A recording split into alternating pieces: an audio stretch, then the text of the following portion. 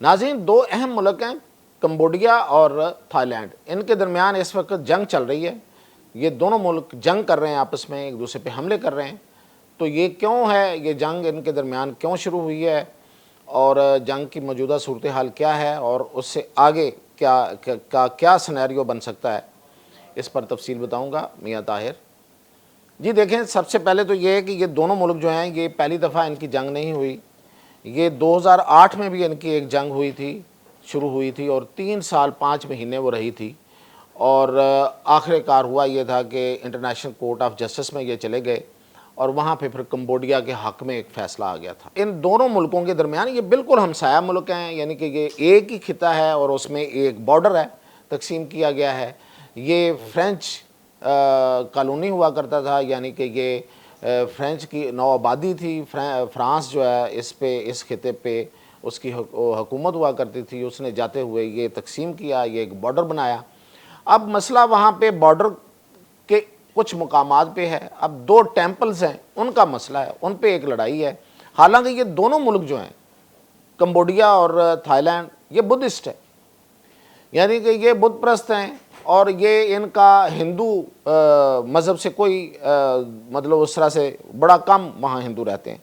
लेकिन इस वक्त झगड़ा जो है वो इनका दो हिंदू टेम्पल्स पे है, दो हिंदू मंदिरों पे है। एक मंदिर का नाम है पेराविहेर और दूसरा है तामोन थाम। ये दो बड़े पुराने 1100 साल पुराने मंदिर हैं। एक 1000 साल पुराना कहते हैं, एक 1100 साल पुराना कहते हैं। ये उन दो सरहदों, इस सरहदों पे ये दो मंदिर हैं और ये कंबोडिया वालों का कहना है कि ये हमारे हैं, उनका कहना है थाईलैंड वालों का कि हमारे हैं। तो इस पे इनका झगड़ा जो है वो पहले भी रहा है, अब भी इनका इसी पे झगड़ा हुआ है।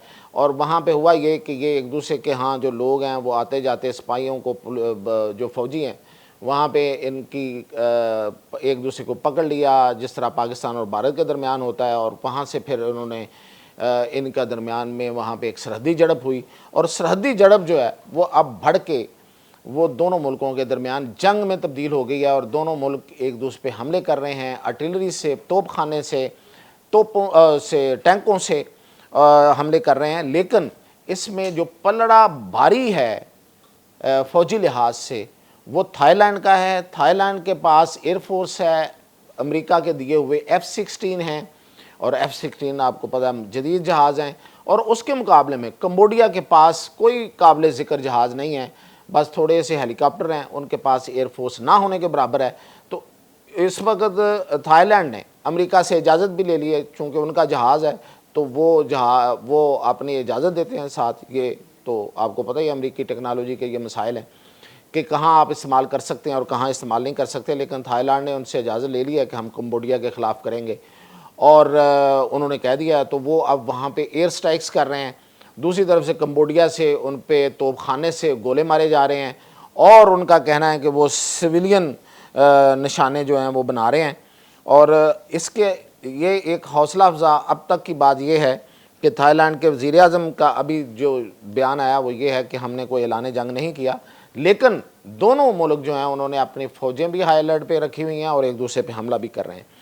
और इसमें साथ ही कंबोडिया जो है वो उसमें चीनियों की बड़ी इन्वेस्टमेंट है। थाईलैंड में भी है लेकिन ज़्यादा उनकी कंबोडिया में इन्वेस्टमेंट है। तो चीन जो है वो कोशिश करेगा कि दोनों मुल्क जो हैं वो उनके दरमियान ये जंग बंदी हो जाए। और कंबोडिया ने पाकिस्तान से दरख्वास्त की है, अभी एक दरख्वास्त उन्होंने भेजी है, क्योंकि पाकिस्तान इस वक्त सलामती कौंसिल का सदर है।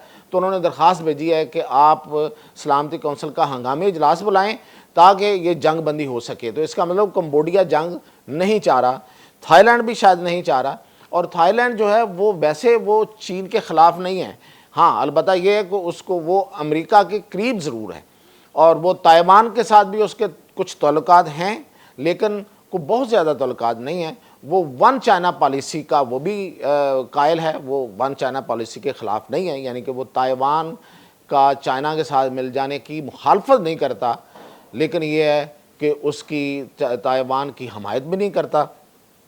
अमेरिका के वो आप कह सकते हैं कि ज़्यादा करीब है। तो दोनों मुल्क जो हैं वो इस वक्त जंग की कैफियत में हैं। और होगा क्या कि दोनों मुल्कों की जंग जो है ये शायद अगले कुछ दिनों में रुक भी जाए, लेकिन उसके बाद असले की एक दौड़ शुरू हो जाएगी और असला बेचने वालों के बारे न्यारे हो जाएंगे, वो अमेरिका हो या वो चीन हो या वो रूस हो। तो ये दोनों मुल्क जो हैं वो एक दफ़ा फिर दौड़ लगाएंगे और एक अवामी दबाव भी होता है, एक बहाना भी होता है, जिन्होंने असला ख़रीदना होता है, जिन्होंने मतलब जो ताकतें मुल्क के अंदर बैठी होती हैं, तो ज़ाहिर है एक मुनाफा बख्श काम है असला ख़रीदना, असला बेचना, दोनों बेचना ज़्यादा मुनाफा बख्श है। तो अब वो कोई चीन से लेगा, कोई जाके अमेरिका से मज़ीद असला लेगा, ये एक इसका फ़ायदा या नुकसान है, जिस जो भी इसको कह लें।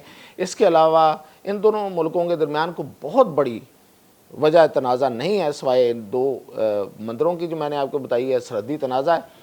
और वो भी आपको मैंने बता दिया है कि साबका आलमी ताकत फ़्रांस का पैदा करदा है। तो ये सारे तनाज़ात पैदा किए जाते हैं, रखे जाते हैं, ताकि बाद में उनसे फ़ायदा उठाया जा सके। तो अब इससे जो फ़ायदा उठाया जा सकता है वो असला बेचने का है।